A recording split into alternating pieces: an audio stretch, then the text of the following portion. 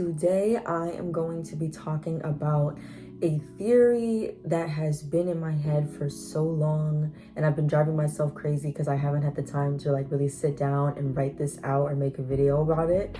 But for those of you who are familiar with the horror films and coming of age films of the 90s, you may have also noticed a pattern of a certain group of actors that were literally in everything. So because so many of them have been in a lot of the same movies, a lot of them have real life friendships, they have really, really great on-screen chemistry, it's hard for me to not think about how the movies they've been in could possibly tie together. So like Sarah Bailey, Neve Campbell, Skeet Ulrich, Breckin Meyer, who else? Sarah Michelle Gillard, Freddie Prinze Jr., Matthew Lillard, like just all of these names that were literally in every single movie.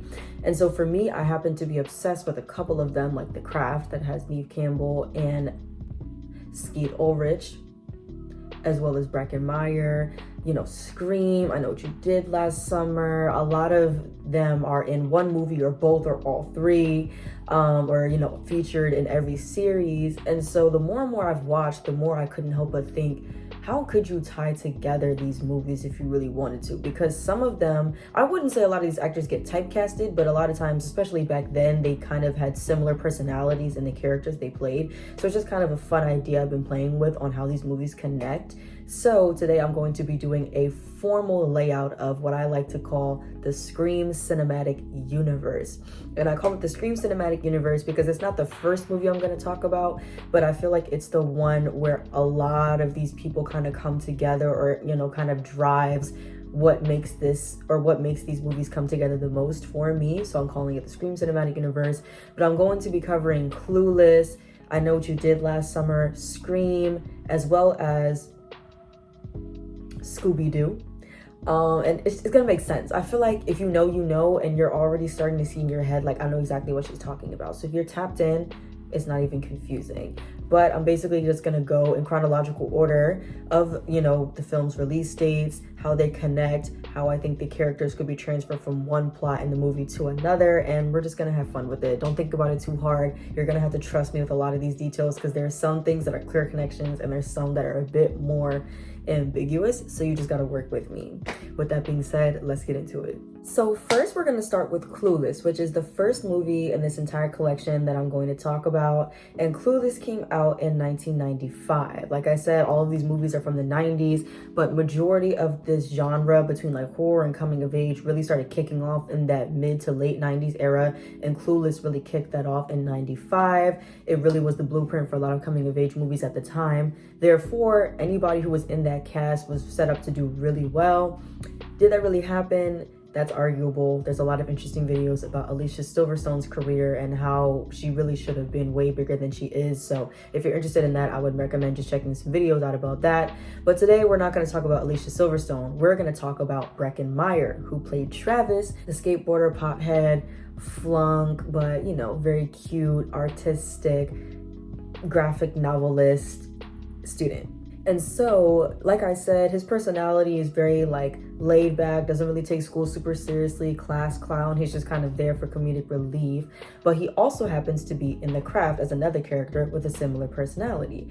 So, in my theory within the Scream Cinematic Universe, let's say, for argument's sake, that Breckin Meyer's character Travis flunks out of school. Mind you, the school in Clueless is in Beverly Hills, California, and the school that he transfers to, in my mind, given that he flunked out of the Beverly Hills High School, is located in Los Angeles, California, which is where The Craft takes place, very conveniently. And mind you, The Craft only came out about a year later. The Craft came out in 1996, Clueless came out in 1995, so it literally adds up. Let's say he was a sophomore or a junior, because I believe Cher in Clueless mentioned that she turned 16, or that she was turning 16 in April or May. So let's say that these are like juniors, and that he transfers to the high school that The Craft takes place in for his senior year.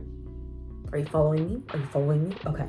Skeet Ulrich is also in this movie, and let's say that Chris, who is played by Skeet Ulrich, meets Travis, who's played by Breckin Meyer, and they become fast friends because, I don't know, they're both white guys in high school and they like the same thing. He's new to town, he's looking for some friends, and like I said, his personality between Clueless and The Craft is almost literally copy and paste. I do think Breckin Meyer out of this entire group got typecasted the most. Like, out of everyone that I'm going to be talking about in this video, I definitely think that was really his vibe, and you know, it worked out for him. I think he's a very recognizable face, and so that's starting off very simple. This is the transfer of Travis to the high school that Chris is at, and at the beginning of The Craft, we see the two of them along with another friend and their little dynamic trio. So already when we start in The Craft, Travis has already been established in this universe. So alongside Skeet Ulrich, Neve Campbell also stars in The Craft alongside Sarah Bailey and some other notorious names. But for right now, we're going to focus just on Neve Campbell and Skeet Ulrich's characters,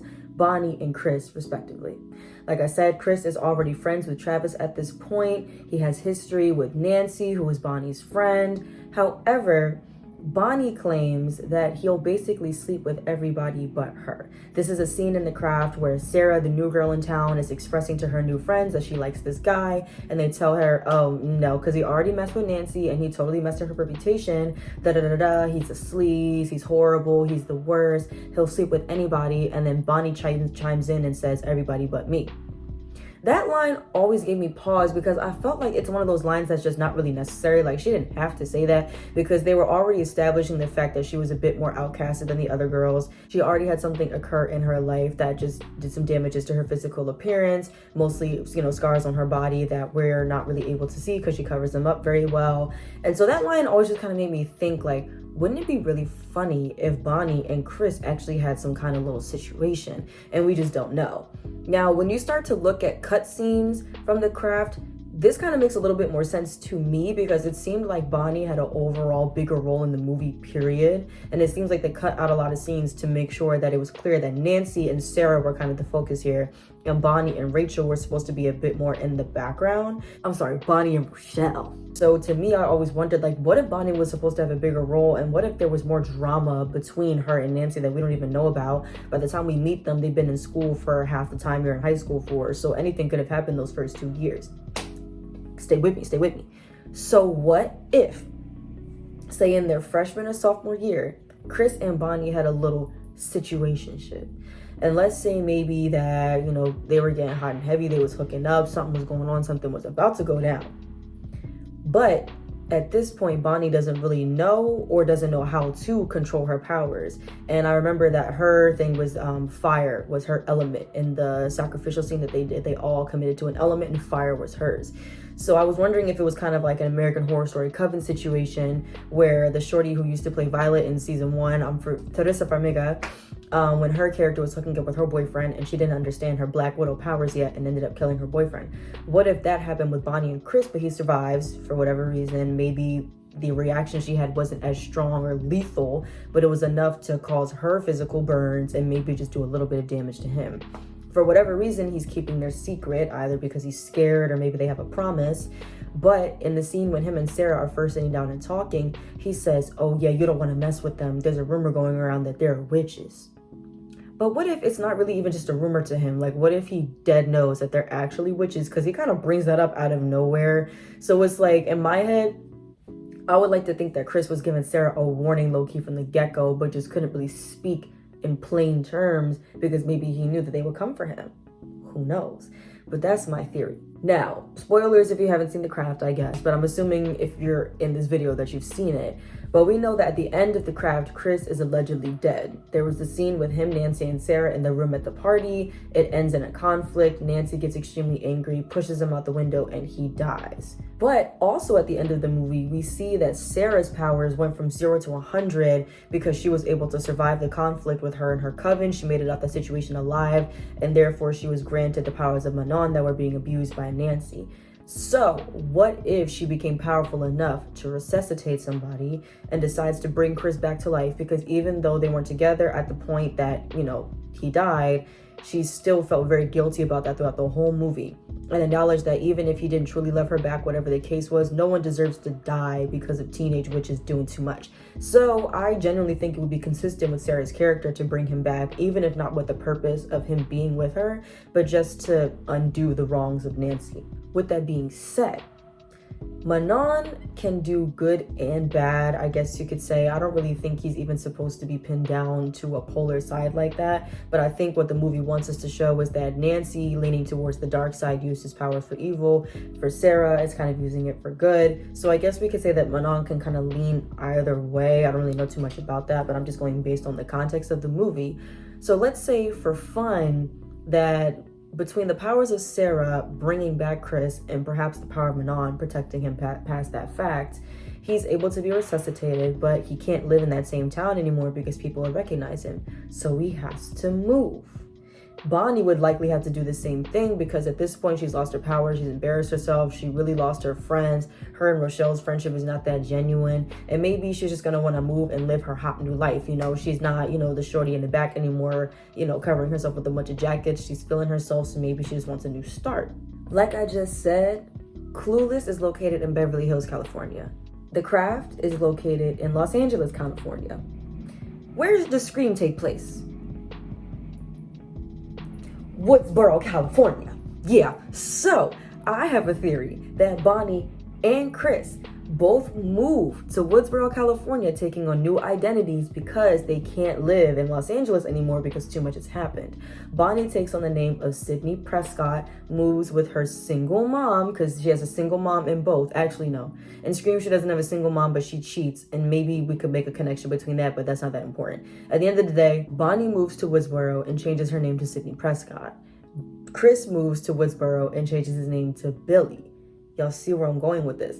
And maybe at the beginning of Scream, they're together because they already have history. They're the only two people that they know in this new town. So they come back together because might as well. At this point, they both got done dirty by Sarah. They both did Sarah dirty. They both used to have a thing right then and there. There's 3 things to bond over. So it's a pretty easy way to just get back together. I could honestly really see that. But they have to act low key about it because they can't have people know where they really come from. So that speaks towards their relationship with each other. But now let's talk about just plot-wise, how this could kind of add up. Low-key, the way that Sydney Prescott manages to survive every Scream movie doesn't make sense if we're going with the statement that she's just a regular human being like you and me.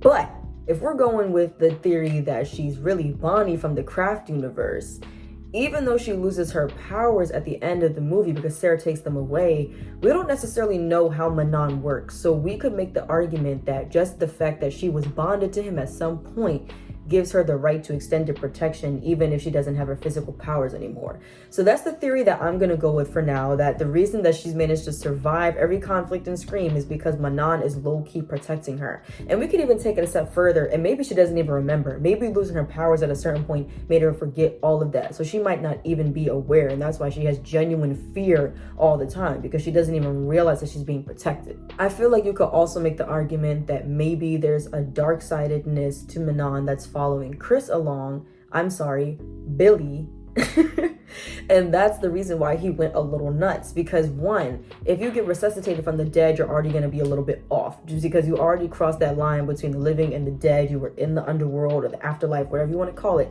and you came back. So he was never really quite right from that moment. And I feel like I make a lot of connections to American Horror Story, but that's a theme that we could see also there in seasons like Coven, where every time somebody was resuscitated, they were just a little bit less of who they were when they started. And you could see them just getting dimmer and dimmer.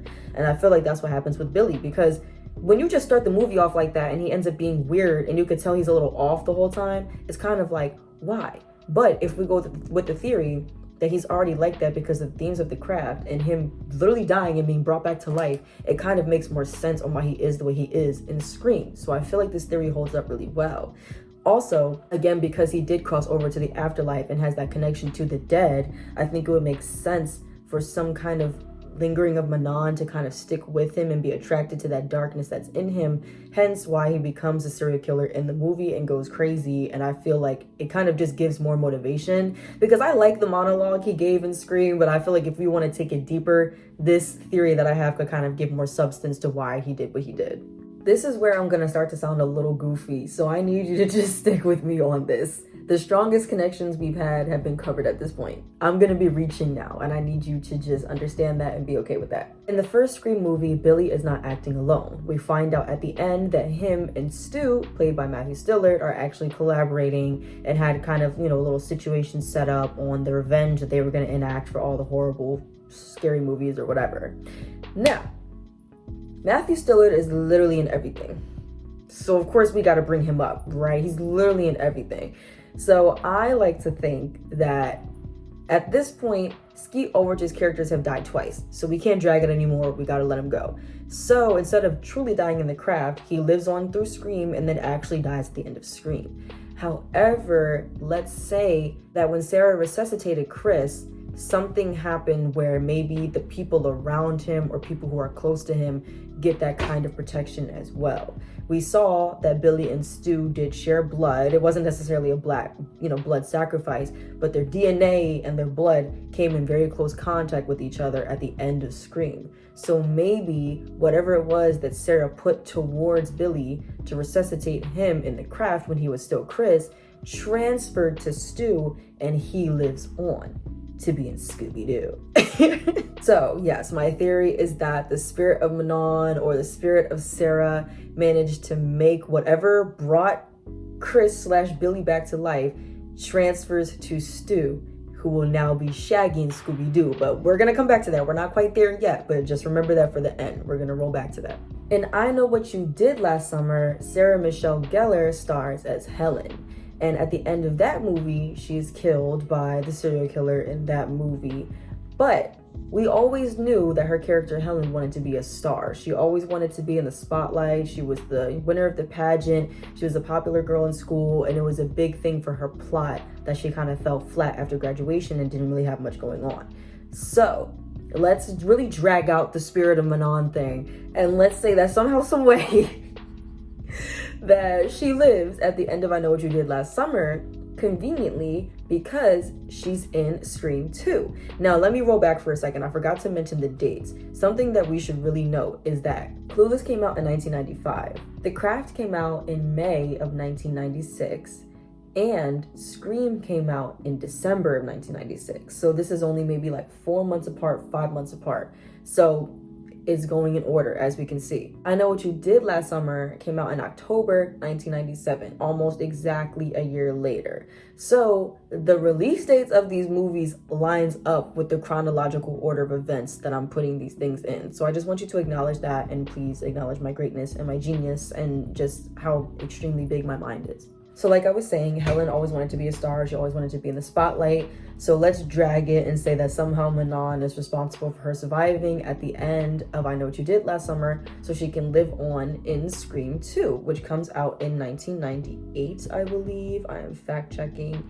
Scream 2 comes out in December 1997. I Know What You Did Last Summer came out in October of 1997, and Scream 2 comes out in December of that same year, so only about 2 months apart, and Sarah Michelle Gillard starred in both. So let's ignore the fact that she died and I Know What You Did Last Summer, or let's drag it and say that Manon somehow made her life carry on and she moves to Hollywood, which is where Scream 2 takes place, from her small town, which is where we don't even know. I don't even think they give us a location in I Know What You Did Last Summer. It's literally just small town, fish town vibes. So in Scream 2, Helen has taken on a new identity of Cece.